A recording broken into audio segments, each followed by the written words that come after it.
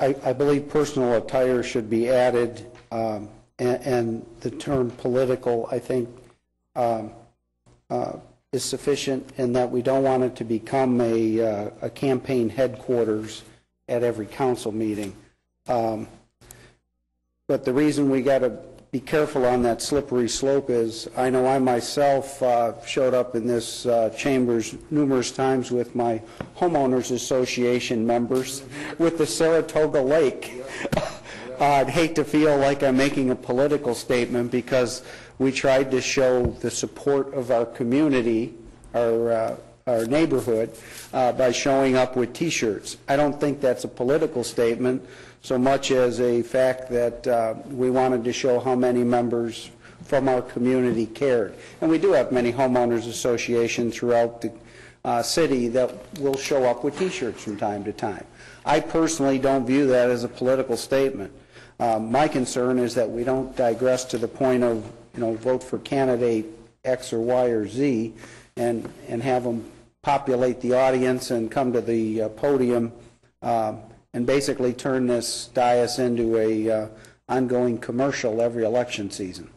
So I'm in support. I'll leave it to the motion maker to comment on those two changes that you're talking, but I do believe the T-shirts, the personal attire, and political should be added. Councilman Leitz? Councilmember Brandt is up next. Thank you, Mr. Mayor. As I read this section, it's all under R, public comment opportunities. And I read on the top of page 8, it says, furthermore, during any meeting of the City Council, no person shall.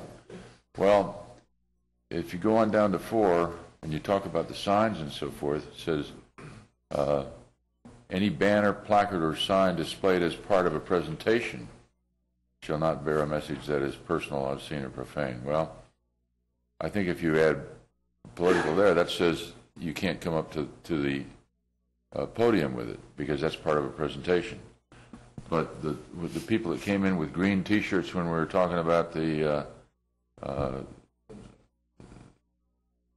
golf course, even the people that came in with things about the swim center, who just populated the audience and didn't try to come up here, I don't think we can control it. I don't think we can limit that.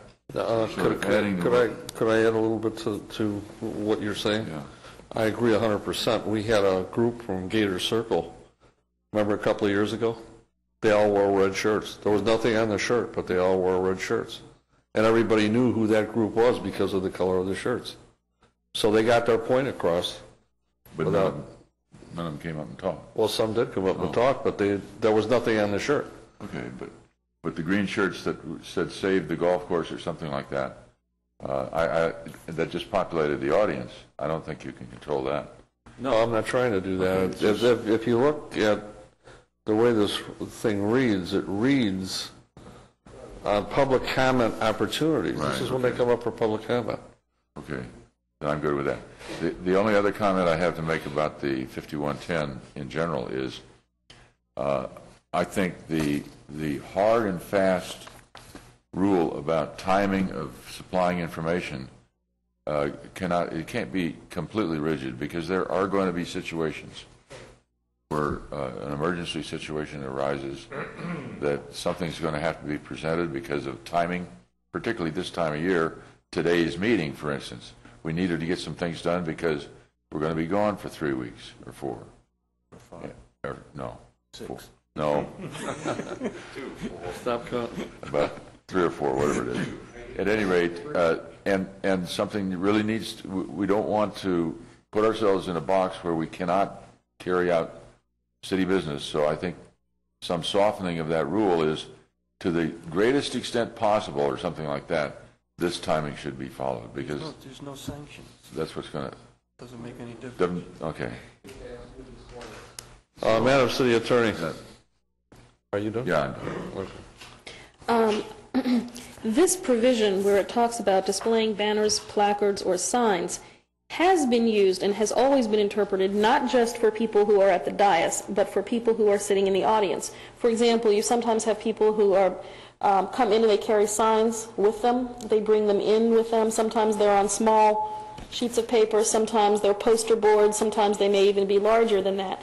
This provision, even though it talks about public comment opportunities, encompasses more than just comment. It goes even further into proper decorum, and it includes public comment, not just from the dais.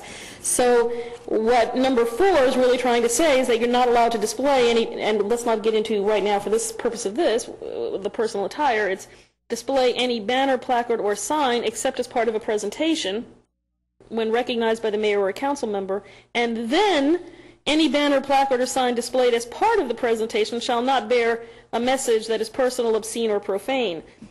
The reason for that two-step is if you're not displaying it as part of a presentation, you're not supposed to be displaying it at all. You see? So the only time it's trying to regulate the content of what you're displaying is if you are getting up, because sometimes people will show you something like a sign that they want to put up as part of a petition to council or something like that, and they're showing you something that's actually the subject matter of the reason they are approaching the council. Do you see what I'm saying?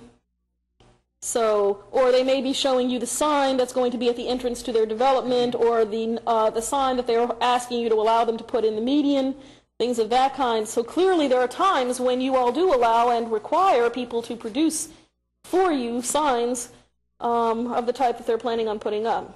So I do just want to say that that is that two-step process in there. Okay, Councilor Rent. Yeah, may I get a clarification here? In my estimation, the T-shirt that came, the 2 T-shirts that came up here today, contained a personal message, and to that end, I think that they were being displayed. If that's a sign, if a T-shirt is a sign, then I think that.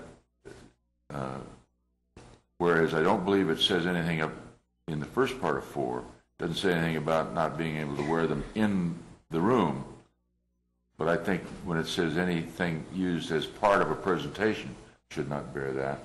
And if that's where you want to put political, I think that's all right. But I really think that the personal message was there. That is a personal message. And so I think it was clear that my point of order was the correct one. Do you agree with that?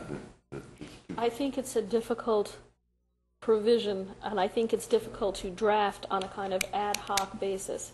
And I do very much understand the mayor's concerns, and I think he's right when he says that former councils have interpreted this very strictly in saying that certainly whenever anyone comes up to the dais, they have not allowed them to come up, presumably when they're wearing, they have treated their shirts as signs. However, that does not necessarily mean that that's the way it needs to be interpreted. And of course, if it's going to be interpreted that way, then it would need to be interpreted that way for everyone who comes up.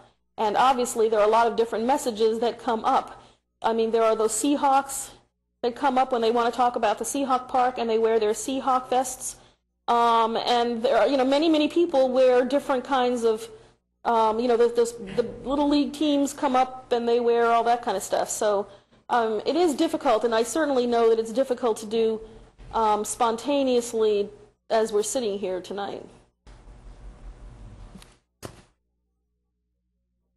You have another option as well, would be to regulate what can be seen at home. Obviously, if there are concerns about people wearing shirts as messages or something like that, you also have the option of not having them, when they're televised, not having that part of their attire be part of the broadcast.